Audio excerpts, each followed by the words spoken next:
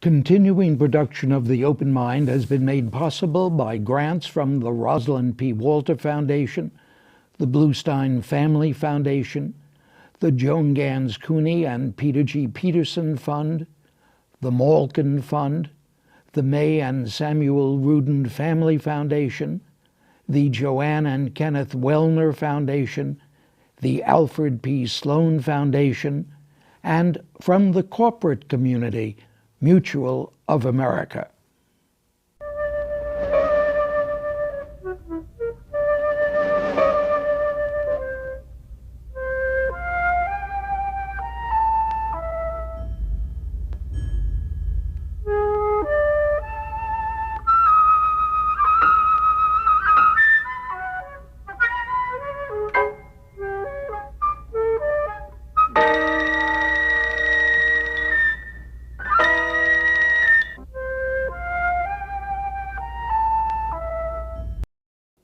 I'm Richard Heffner, your host on The Open Mind, and my guest once again today is historian Robert Darnton, Harvard's Carl H. Forsheimer University professor and director of the Harvard University Library.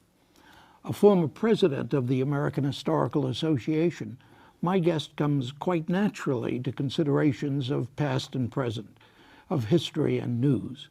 For after earning his PhD from Oxford, Robert Darnton worked at the New York Times, where his father, Byron, had been a renowned reporter killed in World War II, and where his brother John was to win the Pulitzer Prize for reporting and to achieve high editorial rank. Indeed, I'd like to begin today by asking Dr. Darnton about a point he made at the very beginning of his 1999 presidential address before the American Historical Association. That in asking a question about the media today, what is news, most of us would reply that news is what we read in newspapers or see and hear on news broadcasts. If we considered the matter further, however, continued the AHA president, we probably would agree that news is not what happened yesterday or last week, but rather stories about what happened. It is a kind of narrative transmitted by special kinds of media. And I wonder if that's the line that connects the two, history and news, that neither is reality, that both are stories. Is it? You've got it exactly right. That is precisely my position. And in using the word reality, you made me squirm in my seat because, of course, we don't have any unmediated access to reality. We see reality through frames, cultural conventions, ways of perceiving the world, attitudes we share with other people, value systems. Reality is constantly being redefined for us. And I think it's defined often in exactly the way you described it by people who tell stories. Now, it's very interesting that in this country we talk about news stories, and we think of news almost implicitly as a kind of storytelling. And as you know from your own experience, I certainly know it from mine, you can't just write a news story from scratch. You have to be trained. You have to know what a lead sentence is. You have to know how to conduct an interview. You have to shape a story in a certain way. And if you fail to do that, it doesn't get published. So everyone who's been socialized into the news story writing business conforms to certain conventions. And I was socialized by working for the Newark Star-Ledger, which is a tough newspaper specializing largely in crime. And I was in police headquarters trying to make sense of what was happening on the crime front. And I think that made it possible for me to get some sense of the story element in news reporting, as most reporters did back in the more remote past. Everyone began in police headquarters.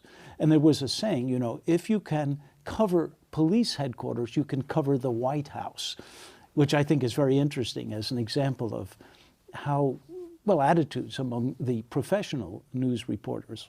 You know, I thought back as I read your AHA address, I thought back to my own training as a young historian, and I thought about Charles A. Beard's address, in which the concept of history or reporting as an act of faith was then to some considerable extent refuted by Samuel Eliot Morison, a very different kind of historian, some years later. And we used to talk about his address as history through a beard, with a kind of contempt for this relativity approach to writing history. Relativism can be a dirty word, of course, but what is the alternative? Do we have an absolute knowledge of what happened in the past? People who haven't done archival research don't appreciate the story element that goes into making sense of the past. When you go into the National Archives in Paris and you have a hunch that somewhere in those millions of boxes there is a story that you could tell, you are wading into a very unorganized world.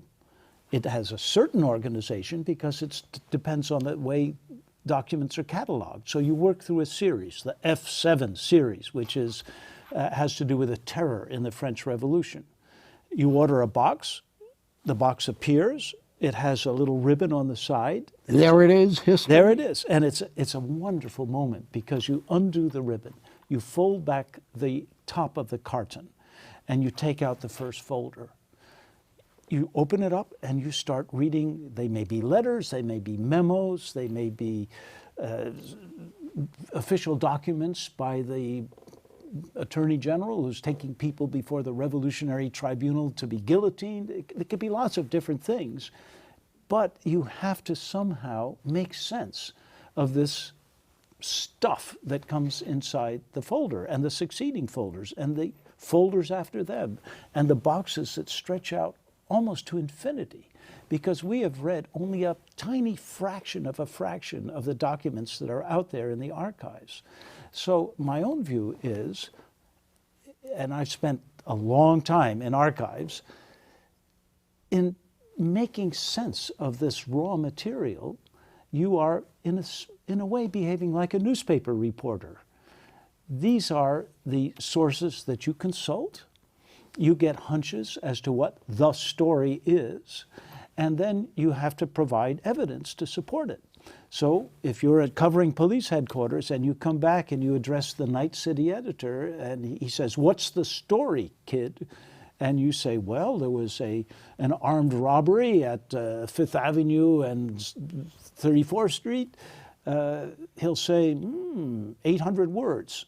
And then it's up to you to somehow, in 800 words, get across what happened. Well, I'm simplifying things, but I honestly believe that historians have to get across what they find in all those boxes in a way that speaks to readers. So Morison's position strikes me as naive, and if I may use the word positivistic, as if there were hard facts of reality that we can arrange in some self-evident order. But I'm with Beard. Are you suggesting there are not hard facts of reality? Something didn't happen at 34th Street and 5th Avenue? Well, I would say yes to the first part of your question and no to the second. What is a hard fact? What is a fact? Of course, people live and die, and it would be ridiculous to deny that. But if you look at a document in the archives, you are interpreting it from the very first line. Facts are not self-evident. People make sense of the information that hits their senses, even when they walk down a street. So when you cover a fire, you interview the captain of the fire brigade, you look around, you smell the smoke, you want to find out how many people were injured. Those people really were injured, but the story you write is a construction built out of all of your sensory experience. You know, what's so fascinating to me is that I think this is the first time I've had the opportunity to speak with someone who has been both a newsman and a historian. and you are an eminent historian. It goes way beyond the fact that you were the president of the AHA. How do you account for the fact that over the years, and this is 55 years now that I've been facing historians and reporters, it's always the reporter who says, the journalist, the high and mighty editor, who says, don't compare me with the historian. I don't have his obligations, and I don't want you to impose them upon me. But you seem to be saying that the two have similar opportunities, similar approaches, and therefore I would think similar responsibilities. Similar, yes, but not the same. So, you know the expression, nothing is more dead than yesterday's newspaper, or another one, today's newspaper is the first draft of history. I don't believe that because, of course, today's newspaper is evidence that will be used by historians, like the documents in the boxes I mentioned, but it's not a first draft. Why not? Well, because it's like other bits of evidence that you put together in order to see a pattern that you find meaningful. But what about the responsibility of that first gatherer of what happened? Well, I think it's a magnificent responsibility and very important because that gatherer is informing his or her readers. So, of course, it's a great profession. I mean, I'm profoundly admiring of news gathering, but I think it's not the same thing as what a historian does, because the historian has the perspective of time, and he's got different sources of information besides the newspaper. I can give you an example. Please. The 18th century. In London coffee houses, there were men called paragraph men. They would sit there, listen to gossip, and write on a scrap of paper a single paragraph, which they would take to a printing shop where a man, you could call him an editor, he was really a typesetter, had on the marble a big frame, and he would take the paragraph, compose it in type, and fit it under the previous paragraphs in a column. And if you look at newspapers from London, from the beginning of the 18th century to the early 19th century, they're all the same. They have no headlines, they have no bylines, they have no stories, they're just a succession of paragraphs. Now, these paragraphs were full of information and very important often. But my point is that news reporting began by paragraph men who are giving you something like blogs or tweets, you could say, little chunks of information. And that, I think, it was out of that sort of tradition of very imperfect information, but information that was limited, that reporting developed as a modern profession. Well, of course, that brings me to this great book of yours, Poetry and the Police, Communication Networks in 18th Century Paris, not London. And it was so enormous, it is so enormously revealing to learn about the way, maybe not paragraphers, but the way in which these little incidental notes are kept or passed around, and so that even poetry and song incorporate news, yes, become news. But when you say that, look, when I ask the question about the historian and the news reporter, I'm trying to put my finger on the reporter, on the journalist, not on the historian, because I think the journalist too often doesn't accept enough of his responsibility to weed out as much as possible what happened. He doesn't want that responsibility. He doesn't want to be burdened by professionalism. Now, you're going to say no to that, I can tell. It's in your genes, yes, to say that. Well, I think a good reporter sorts out the attempts of people who are sources of information to put spins on it, to bias it in favor of their own interests. He goes to other sources that would be competing with the first source. He sees both sides or many sides of a question, and that's part of the genius of being a good reporter. So I have a profound respect for that. And in that respect, he's not, or she is not, altogether different from the historian, who is also looking for opposing points of view, different kinds of information. So you're taking the good reporter. Yes. And I certainly agree with you, the good reporter, and making that favorable comparison, or drawing a line to the good historian, because we have bad historians too. What's your evaluation of the journalistic field today in terms of being good reporters? Well, I have to heave a great sigh, because I hear it. I think that that we're in trouble, frankly. Of course, there will always be, I hope, great newspapers that will even print stories by excellent reporters, but the decline in quality is clear, and it's based on economics, because the want ads don't sell the way they used to sell, and people go online for information. If you're unemployed and you're looking for a job, you don't buy the Daily News or the New York Times. You go online. And you may not have a computer, so you go to your neighborhood library, where you get access to computers and you get instruction from librarians on how to use them. It's a very important service. However, it's part of this reshaping of the whole ecology of information. And I fear that investigative journalism, the good, tough reporting of what we used to call the shoe leather man, that kind of rigor in the finding out of information and in the writing up of information, that it's being eroded. And of course, all of my students, I ask them at the beginning of every class or lecture or seminar, do you read the daily newspaper, the printed daily newspaper? None of them does anymore. They say, well, but we get our news online.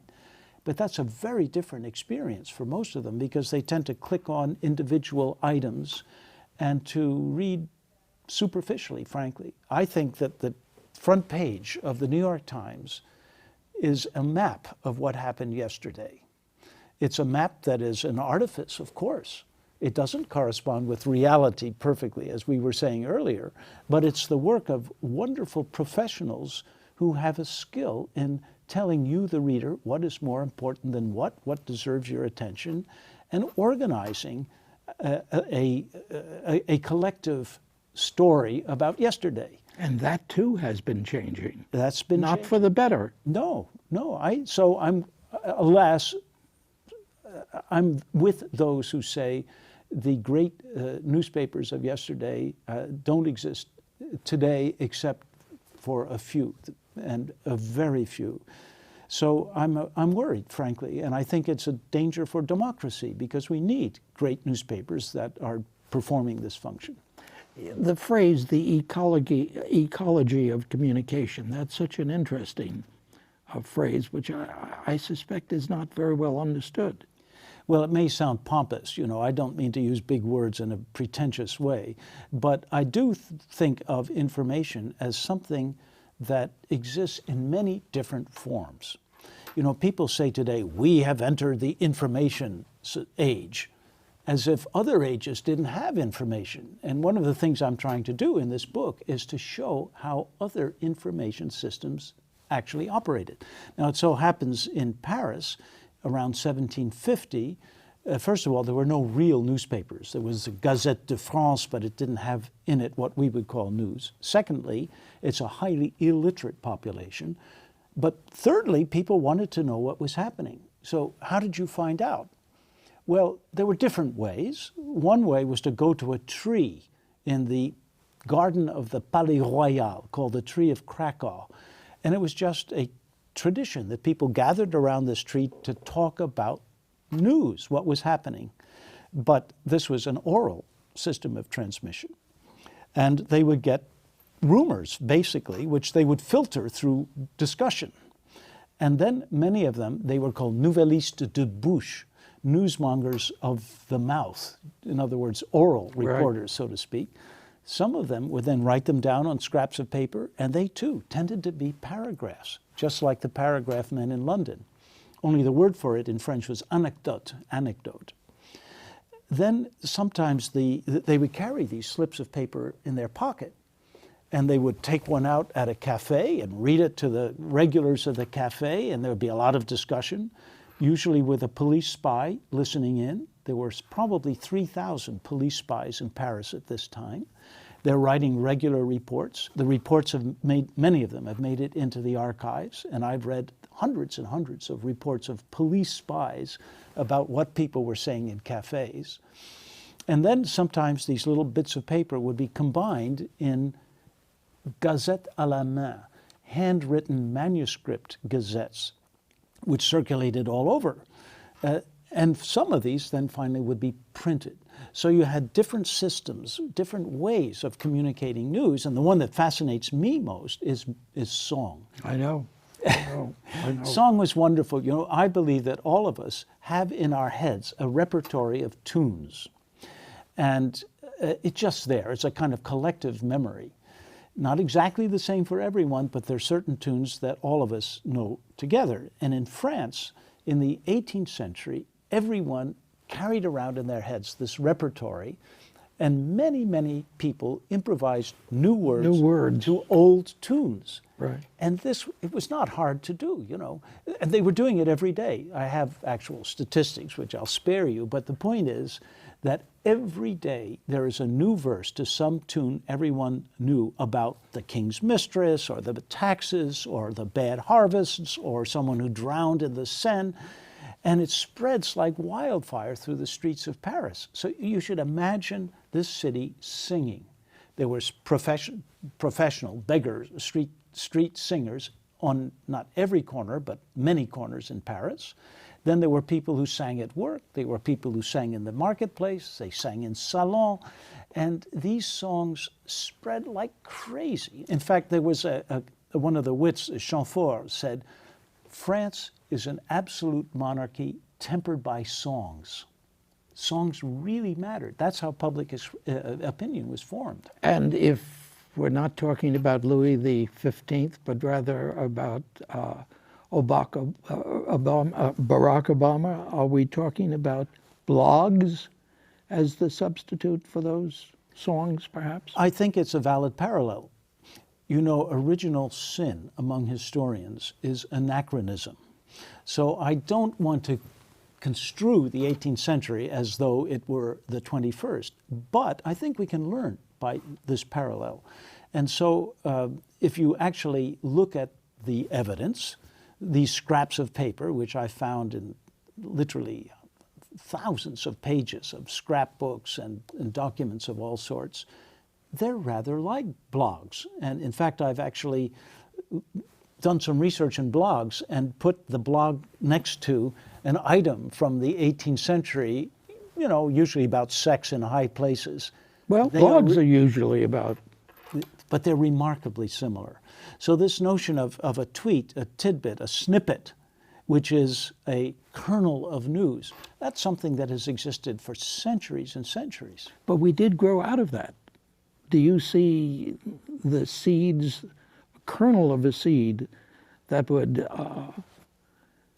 indicate that we may grow out of this?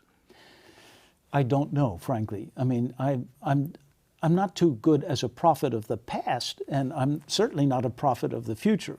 But I think I can look into the past to see lines of development that will inform us about the direction things are taking. And when you do? Well, when I do, I see a profusion of what you could call the fragmentation of information coming in bits and bytes. I think that is similar to what happened before in the world of paragraphs, before the news story became 800 words long as opposed to 50 words. So I think, yes, that we are moving into a world where information is fragmented, where information appears in many different kinds of media, and furthermore, where the citizenry is participating in this. So you don't have citizens sitting back at their breakfast table reading the printed newspaper and shaking their heads in disbelief or whatever. Instead, you've got citizens who are participating in blogging and often actually write books themselves that are published through print on demand and in manners that we used to call the vanity press. But you know, more than twice as many books were published in this self-publication mechanism last year than were published through the professional trade. So there's something new going on. I mean, some people call it the social media or Word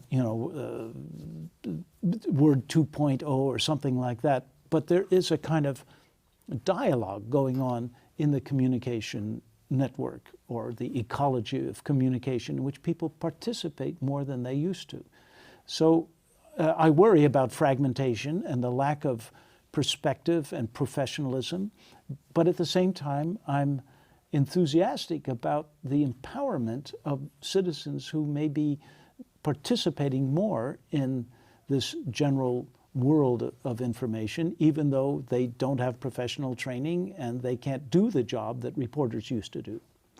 I'm glad we end, and we are ending now on a kind of upbeat note, but I hear my own voice. It doesn't sound upbeat, maybe because it's frightening to me, and I don't know whether it is to you, this future.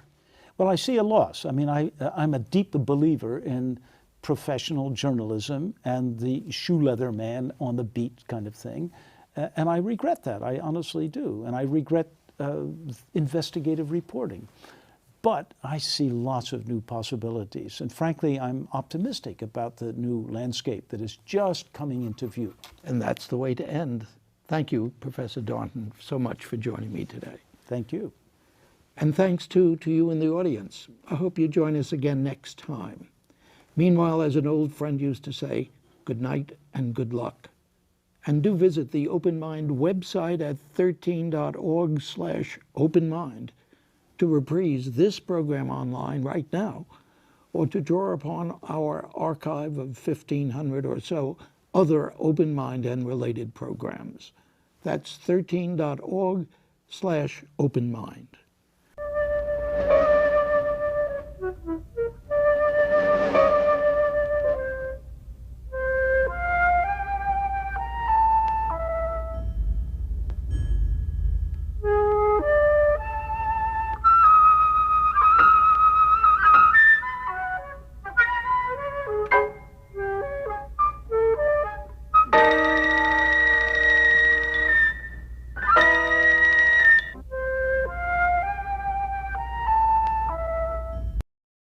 Continuing production of The Open Mind has been made possible by grants from the Rosalind P. Walter Foundation, the Bluestein Family Foundation, the Joan Gans Cuny and Peter G. Peterson Fund, the Malkin Fund, the May and Samuel Rudin Family Foundation, the Joanne and Kenneth Wellner Foundation, the Alfred P. Sloan Foundation, and from the corporate community, Mutual of America.